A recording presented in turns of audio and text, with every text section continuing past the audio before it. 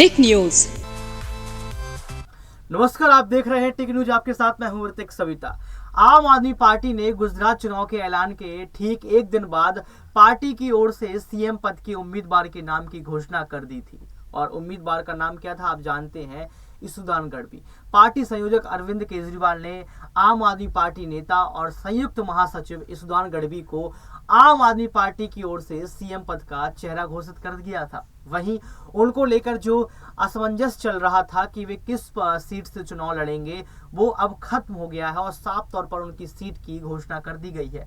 आम आदमी पार्टी ने घोषणा कर दी है कि आम आदमी पार्टी के सीएम उम्मीदवार इसुदान गढ़वी खंभालिया एक नाम है, एक विधानसभा सीट है, खंभालिया सीट से चुनाव लड़ेंगे। आपको बता दें कि न्यूज चैनल में काम करने के दौरान गढ़वी ने डांग और कपरादा जिले में वृक्षों की कटाई से संबंधित एक रिपोर्ट पेश की थी। इस मामले में करीब 150 करोड़ रुपए का घोटाला उजागर हुआ था। इसके बाद से मीडिया जगत में गढ़वी का नाम चर्चा में आ गया था।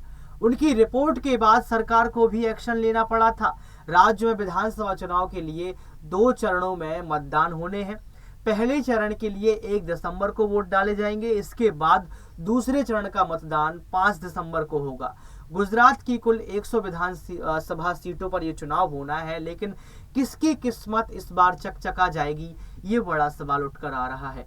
आप समझ सकते हैं कि इसुदान गढ़वी पर इसलिए भी चुनाव लड़ा जा रहा है क्योंकि इसुदान गढ़वी के हाथ में लगभग 48% ओबीसी वोट है। इसके साथ कहा जाता है कि उन्होंने निष्पक्ष पत्रकारिता का दौर गुजरात में शुरू किया था। उन्होंने बड़े बड़े घोटालों को उजागर करवाया था, साथ में सरकार से सीधे मुंह सवाल पूछे थे। साफ तौर पर यह भी कहा जाता है कि आजादी के पहले जो अखबार छपते थे, आजादी के पहले जो पत्रकार हुआ करते थे, वो जिस तरीके से देश के लिए काम करते थे, उसी तरीके का काम आजादी के बाद इसुदान गढ़वी ने गुजरात में किया। साफ तौर पर यह भी कहा जाता है कि इसुदान गढ़वी ने अपने पत्रकारिता दौर में महामंथन शुरू किया।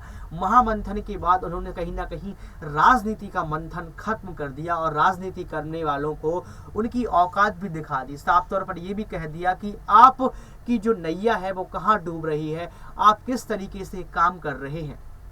उन्होंने गुजरात की जनता की आवाज उठाई, साथ में ये भी कहा कि गुजरात की जनता जिस तरीके से चाहे उस तरीके से इसुदान गढ़वी को बुला सकती है और अपने यहाँ पत्रकारिता करवा सकती है, अपने यहाँ के मुद्दों को हमें बता सकती है। उन्होंने इस तरह की राजनीति को कहीं ना कहीं गुजरात के अंदर पेशकश की और उसी गुजरात की राजनीति को और उसी गुजरात के मुद्दों को उठाकर आज एक सीएम चेहरे के तौर पर इसुदान गढ़वी को देखा जा रहा है। साफ तौर पर यह कहा जा रहा है कि आम आदमी पार्टी ने जिस सीएम चेहरे को उम्मीदवार बनाया है, उस सीएम चेहरे पर ओबीसी वोट का बड़ा खेमा यहाँ पर मिल सकता है। साथ में ये भी कहा जा रहा है कि ओबीसी वोट के साथ साथ कांग्रेस की सेंधमारी होगी और बीजेपी की सेंधमारी के साथ सरकार बन सकती है। लेकिन ये सवाल अभी सवाल ही है, इस पर कोई जवाब नहीं दिया जा सकता। लेकिन आपसे जरूर लेंगे, हम अपनी गुजरात की जनता से जरूर पूछना चाहेंगे कि इस बार आप किसकी सरकार देखना चाहते हैं गुजरात में। हमें कमेंट बॉक्स में जरूर बताएं। आप दीजिए इजाजत, फिर मिलेंगे किसी